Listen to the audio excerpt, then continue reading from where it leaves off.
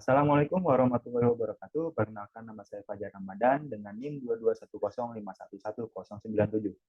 Pada kesempatan kali ini saya akan mempresentasikan mengenai proposal penelitian yang saya buat, yaitu yang berjudul Analisis Sentimen pada Media Sosial X terhadap putusan Mahkamah Konstitusi mengenai usia calon presiden dan wakil presiden menggunakan naik bias. Nah, jadi ini merupakan poin-poin pembahasannya. Yang pertama ada pendahuluan, kedua kerangka berpikir, ketiga diagram alih penelitian, serta keempat yaitu kesimpulan. Nah, masuk ke latar belakang terlebih dahulu, kita mengetahui bahwa Indonesia merupakan negara demokrasi dan juga negara hukum. Hal tersebut bahkan tercantum pada pasal 1 ayat 2 dan ayat 3 UUD 1945. Negara demokrasi bisa diartikan sebagai negara yang dijalankan berdasarkan kedaulatan rakyat. Dan negara hukum dapat diartikan bahwa suatu negara dijalankan dengan berdasarkan aturan hukum yang telah berlaku. Nah, sebagai negara hukum dan negara demokrasi, setiap 5 tahun sekali di Indonesia ini diadakan pemilihan presiden dan wakil presiden. Menariknya ketika menjelang pemilihan ini atau pemilu, sering sekali terjadi saling serang antara pendukung paslon.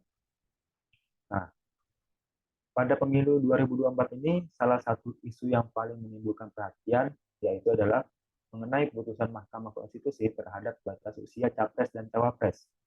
Yang bisa dibilang kesannya ini, MK ini mendukung salah satu paslon saja. Nah, ini kira-kira alur dari latar belakang. Nah, jadi sebelumnya sudah ada isu bahwa Prabowo akan dipasangkan dengan Gibran. Namun karena ada aturan yang berlaku, sehingga hal tersebut mustahil untuk dilakukan. Nah, menariknya banyak sekali gugatan yang diajukan ke MK untuk aturan ini. Dan satu-satunya gugatan yang diterima sebagian atau dikabulkan sebagian itu adalah gugatan dari Almas Sakit Biru. Nah, walaupun sebagian hal ini membuat Prabowo dapat dipasangkan dengan Gibran karena aturannya berubah. Hal ini menimbulkan perdebatan, terutama di media sosial, ya salah satunya media sosial X atau biasa kita kenal dengan Twitter. Pertanyaannya, apakah masyarakat mendukung atau menolak keputusan ini? Nah, masyarakat yang mendukung berpikir bahwa coba kasih kesempatan kepada anak muda untuk memimpin bangsa ini. Nah, ada pihak juga yang menolak dan mengatakan bahwa MK ini terkesan mendukung salah satu paslon, sehingga menimbulkan sentimen negatif dari banyak pihak. Nah, jadi penelitian ini dilakukan untuk mengetahui apakah sebenarnya masyarakat ini mendukung atau menolak keputusan tersebut. Dan bagaimana perbandingan antara masyarakat yang mendukung dan menolak. Nah, dari latar belakang tersebut didapat dua rumusan masalah. Yang pertama, bagaimana sentimen masyarakat pada media sosial X terhadap perubahan aturan batas usia bagi calon presiden dan wakil presiden oleh MK. Yang kedua, bagaimana perbandingan sentimen masyarakat pada media sosial X terhadap perubahan aturan batas usia bagi calon presiden dan wakil presiden oleh MK. Nah, adapun tujuan penelitian ini untuk menjawab masalah di rumusan masalah, yaitu untuk mengetahui sentimen masyarakat pada media sosial X terhadap perubahan aturan batas usia bagi calon presiden dan wakil presiden oleh MK. Lalu yang kedua, untuk mengetahui perbandingan sentimen masyarakat pada media sosial X terhadap perubahan aturan batas usia bagi calon presiden dan wakil presiden oleh MK. Nah, ini merupakan batasan masa dari penelitian yang saya susun. Yaitu data yang digunakan hanya berasal dari media sosial X dan diambil mulai dari tanggal 16 Oktober 2023, yaitu bertepatan dengan pembacaan pengabulan permohonan yang mengubah aturan bahwa usia dari capres dan cawapres ini boleh di bawah 40 tahun dengan beberapa persyaratan tertentu. Yang intinya, hal tersebut membuat Prabowo dan Gibran bisa dipasangkan. Nah, batasan masalah yang kedua yaitu klasifikasi sentimen ini hanya menghasilkan dua label atau dua kelas, yaitu sentimen negatif dan juga sentimen positif. Baik, lanjut. Nah, ini merupakan kerangka berpikir yang terbentuk. Di sini, putusan MK merupakan variabel independen atau penyebabnya, dan sentimen itu merupakan variabel dependen atau akibatnya. Jadi dapat dilihat pada bagian ini, hasil dari putusan MK yang menyatakan bahwa uh, batas usia capres dan cawapres ini boleh di bawah 40 tahun, namun dengan beberapa persyaratan tertentu, ini mendapat respon masyarakat, terutama pada media sosial X.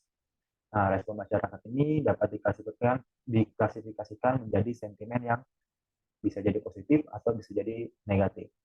Itu merupakan kerangka berpikir dari penelitian ini. Nah, selanjutnya yaitu diagram alir penelitiannya. Jadi di sini yang pertama akan dilakukan kajian pustaka mengenai metode yang saya gunakan, yaitu metode night bias. Di sini saya melihat prosesnya, bagaimana penelitian sebelumnya itu melakukan night bias, bagaimana prosesnya, lalu hal apa saja yang dievaluasi dari performa pemodelan ini.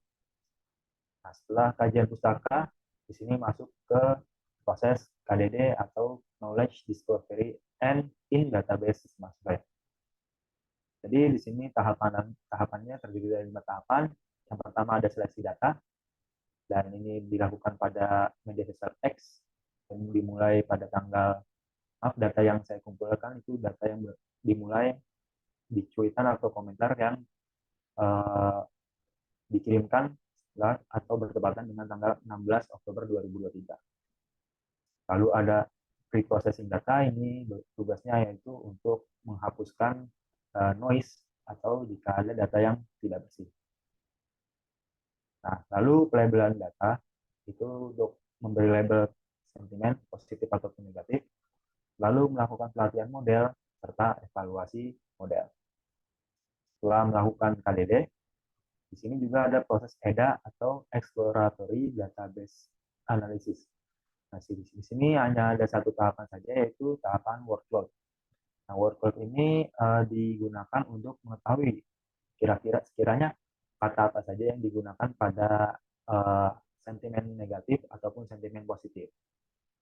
Nah, di sini ada beberapa catatan, itu pelabelan akan dibagi menjadi 2 kelas. Seperti yang saya bilang tadi di batasan masalah, yaitu ada pelabelan di kelas sentimen negatif dan juga sentimen positif. Lalu untuk model ini dilatih dengan 5 rasio berbeda. Maksudnya 5 rasio ini 5 rasio data training dan data testing yang berbeda.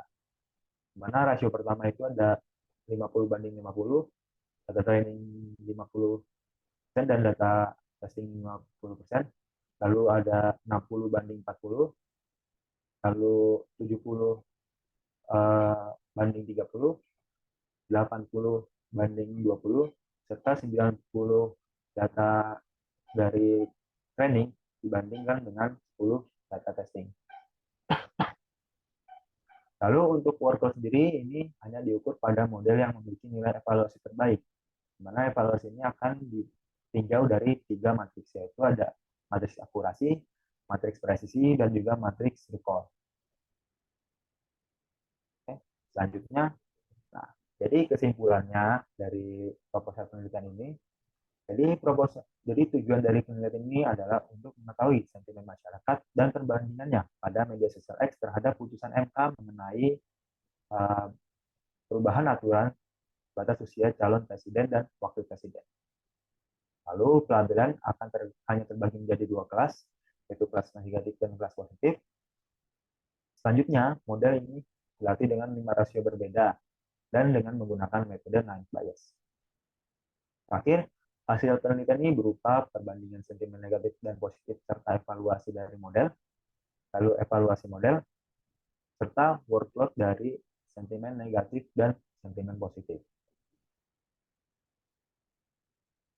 Sekian presentasi yang dapat saya sampaikan. Mohon maaf atas kekurangan dan kesalahan yang saya lakukan. Terima kasih atas perhatiannya. Wassalamualaikum warahmatullahi wabarakatuh.